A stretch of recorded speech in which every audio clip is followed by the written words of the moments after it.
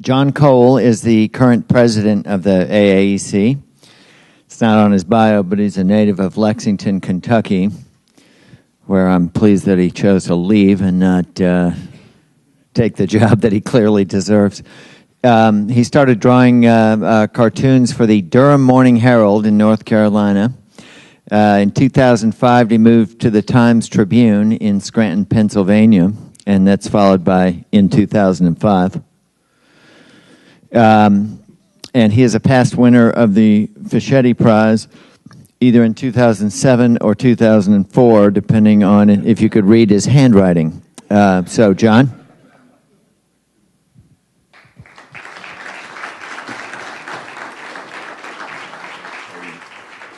Thank you. Well, thank you for having me. Unlike some of the other presentations, I have no grand theme. There's no epiphany behind my cartoons. I put together a show. Matt asked me what the title. He asked me for a title of the show, and I don't know. He said, "Well, come on, we're going to press." I said, "The Magic of Ridicule." I said, "Okay."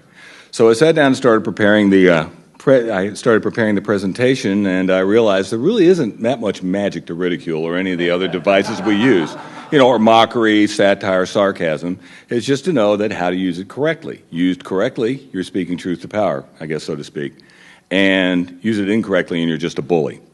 So what I've got here is just a story about me. I'm like what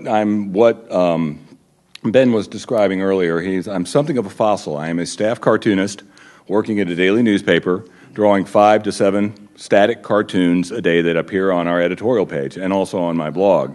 And, I just went ahead and put together, here's the clicker right here. Are we all set? Yeah. My interest in cartoons started early, and it continued on into my childhood growing up in Lexington, Kentucky. I was a huge UK Wildcat fan. I was obsessed with comic books. I didn't come to an appreciation of editorial cartooning until I was older and working in high school, and then later in college, where I drew a regular comic strip for our student newspaper. And upon graduation, I was told by my journalism professor, my reporting professor, that in all likelihood, no one would pay so much as monopoly money for somebody to draw funny pictures. So I took his word on it, and I went back to Kentucky, got a job working at a small weekly paper for a little while, way up in Greenup, Kentucky. And there I was a reporter, a photographer. I laid the paper out and even drove a little Mazda pickup truck at 5 a.m. on Monday mornings to deliver the paper throughout the county, drop it off at the various newsstands. That lasted about 9 months, and then I got a job at an afternoon daily down in the beautiful little town of Danville, Kentucky. And it was there that I first got an interest. I first realized that probably drawing political cartoons would be a more enjoyable thing than sitting through city council meetings until 10 o'clock at night. And I managed to score a ticket to the Reagan-Mondale debate at the Kentucky Center for the Arts, and I drew a page worth of cartoons about it. And that sort of started the ball rolling, and I started drawing a semi-regular political cartoon for Danville. After about 4 years there, I wound up going down to Durham, North Carolina, and I got a job at the old Durham Morning Herald and the Durham Sun, which is the afternoon paper. They were later merged into the Herald Sun. And it was there I had my first sort of I had a realization just how strange this job is that we have. It was in the mid-'90s. A lot of times, a lot of companies back then were concerned about, rightfully about harassment in the workplace and creating not marginalizing people in the workplace. At that point, we were all brought into a boardroom, and we all had to bring our employee handbooks along with us. And we all know nobody ever looks at an employee handbook. They hand it to you. The thing's got 5,000 pages. It weighs a ton. You go and plop it in one of your file drawers. You never look at it again. So we all had to bring it. I had to blow the dust off it, open it up, and then we went to the section that said it was company policy to never marginalize, ridicule, or otherwise make fun of anybody based on their nationality or their ethnicity, on their gender or their sexual preference, on their place of national origin, on their weight, on their hair color, on their political leanings. And it was at that point I realized that essentially I was working at a paper for a company that was paying me to commit a firing offense as a political cartoonist on a regular basis. Because somewhere in the course, whether I do it intentionally or not, somebody is going to be offended by what I draw. But, so here I was thinking I was looking at a pink slip, but newspaper business, at least, in its proper action was so crazy that I instead, I would get a paycheck for it. Well, that lasted 20 years, and the paycheck stopped. Our paper was sold for a lot of money, and the new owners decided to try to make their nut back by firing 25% of the staff, including yours truly. And I was lucky to land a job shortly thereafter in Scranton, Pennsylvania, where I'm working now. I'm drawing, like I said, 5 to 7 cartoons a week, and it's a pretty good gig. But what I've done here is I've just gone ahead and, bearing in mind what I just said, I've got a collection of cartoons that are going back looking at the Obama administration from just before the election happened to the current, just after the conventions. Let's go back to where it all started.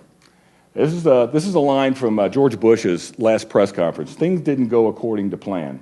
And I love this because especially Joel will like this, because I'm able to use like 2 of the most shop-worn cliches in political cartooning.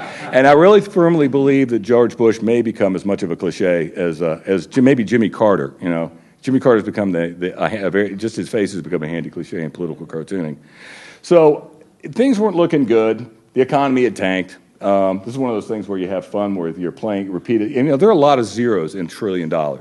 And that was $2 trillion in lost pensions. So I just took the zeros and got all the way down to the millstone, the poor guy throwing away his retirement plan, because he's never going to be able to retire again.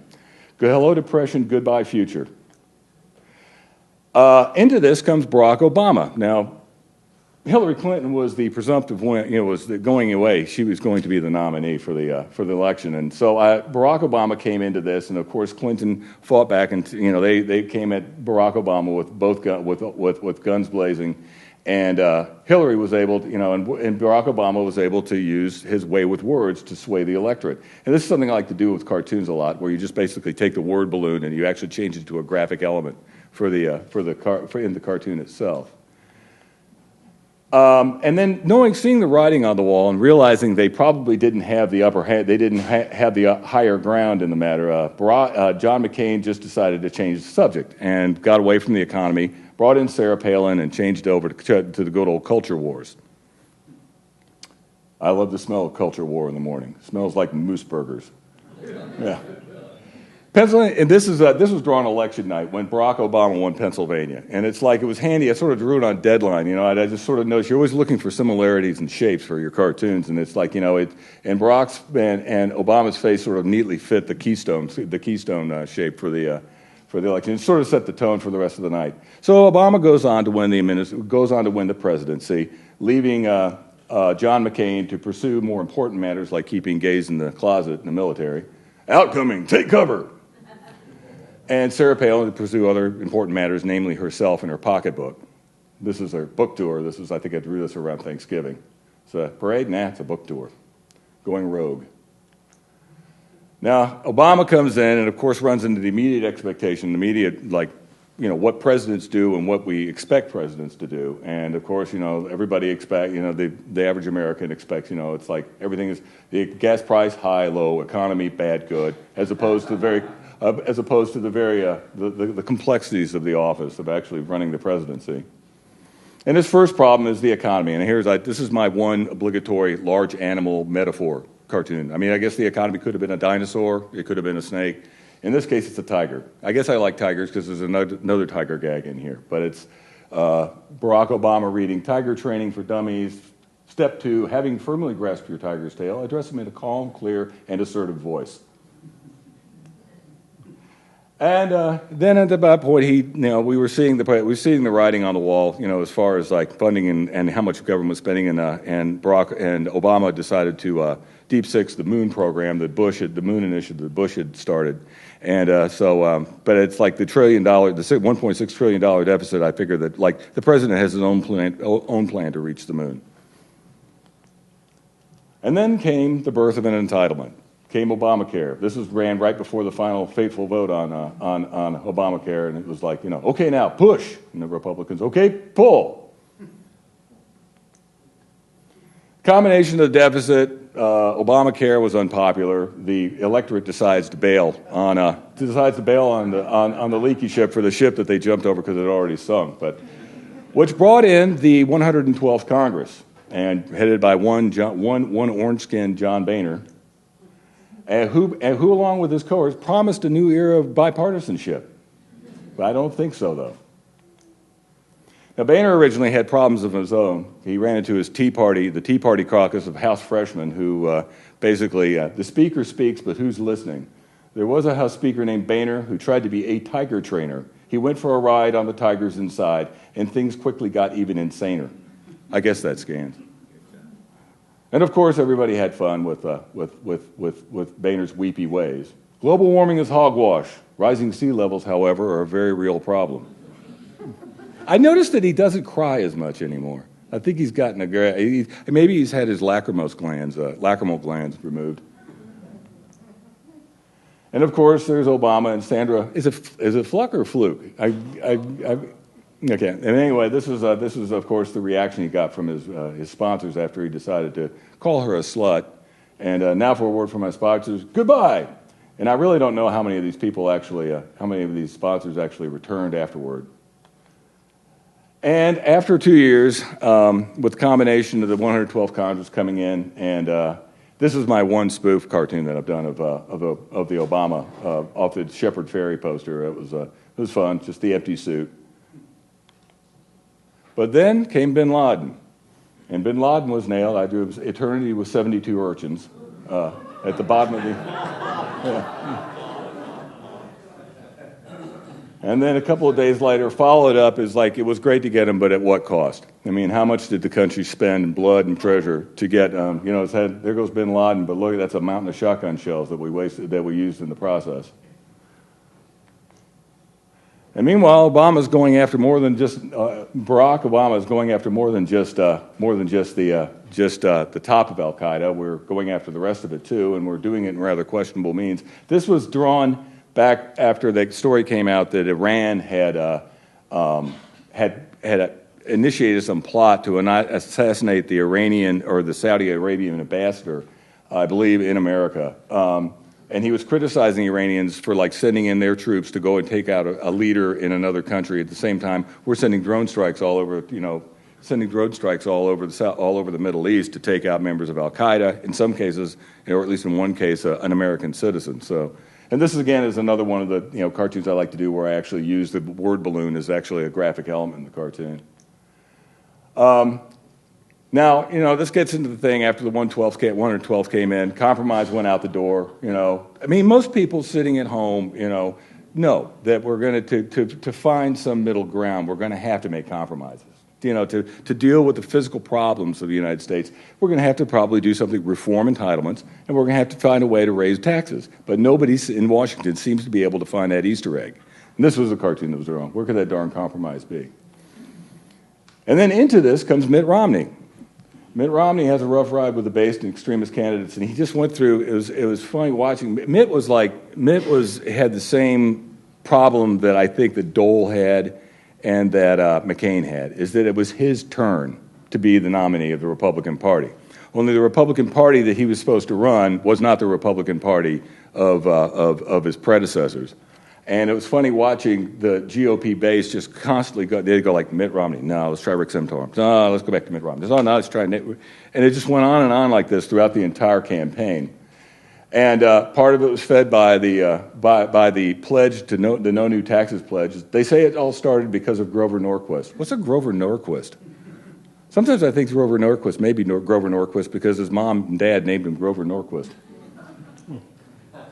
And then Eric Cantor is one of my favorites. Every time the guy opens his mouth or lets out a tweet, he seems to be rewriting history. And this is back when he was doing the argument that, he wouldn't compromise because Ronald Reagan wouldn't compromise. And everybody knows Ronald Reagan was one of the great And so he digs up Ronald Reagan and says, why, look, it's President Reagan. Hi, Mr. President. Well, hi, Eric Cantor. What brings you here today? I want to talk about the importance of never compromising. Oh, you never compromise, sir? No, never, and I never raise taxes ever. Is that so, Mr. President? I love Eric. I follow him on Twitter, and he put out a tweet on Labor Day saying that Labor Day is the day set aside to recognize those who work hard and build a business for themselves. That's like saying Memorial Day is set aside for those who have managed to avoid combat duty, And it's just, I love the guy. He's really, I hope he's, apparently he's in pole trouble. I hope he sticks around for another 2 years because he's a lot of fun. And then the trail of flavor of the week candidates we went through. We had, Herman Cain, who couldn't open his mouth without insulting some portion. I mean, stupid people are ruining America. I want that, I want that from a president of the United States. And then Newt Gingrich. Newt Gingrich had his day or two. The elf left on the shelf. This is probably drawn around Christmas time. How many of you have, we have kids in our house, so we have the elf on the shelf on a regular basis. And then Chris Christie, hopefully we'll have him eventually. He just made noises. He just made noises about running, and of course it scared the dickens out of everybody else. So everybody out of the kiddie. That's John Huntsman. He's smart enough to get out fast. And so Mitch's Etch-a-Sketch problem with the base, he's got the Etch-a-Sketch, and then you got Rick Santorum as the finger-wagging kvetching wretch, and then you've got Paul and Gingrich as not by any stretch. So homosexuals, adulterers, contraceptive users, and other heathen, repent and vote for me. And Mitt's, of course, biggest problem is that there are just too many Mitts. I guess this is the GOP as the flopdomom. To be honest, though, I lost count after 32. And then Mitt, with his tax problems, just hoping it'll go away. Obviously, he's figured that whatever he's hiding is like, the fact that he's hiding it is going to hurt. Well, the fact he's hiding will hurt him less than actually releasing the taxes. So don't worry, the peasant or the voters will soon tire of asking. And then there's the abortion issue. This is one of those things where you can have fun with shapes. It's like, I'm afraid your condition is getting worse. And then we have 2010, you have the regular reproduction, and then it's like property of the GOP in 2012. And then Barack, of course, Joe Biden, God bless him, Scranton native. He just got he shot his mouth off. Here, I'll fly through these really quick. Drinking establishment with an employment problem. I don't know how many realize that the Obama administration is brewing beer in the White House for the first time ever. So, yeah, just the hop-in economy, extra pale, it's flat. And so after the GOP convention, off Paul Ryan and Romney go to hold down the middle class, cut off its hair, strap it to the roof, and drive it to a more prosperous tomorrow. Meanwhile, Obama finishes up in Charlotte, and there's old Fireball Obama driving number 8.3. Of course, after the day after this, it went to number 8.1, but it's still the employment problem all over. But anyway, that's it. I'm sorry. Thank you for bearing with me.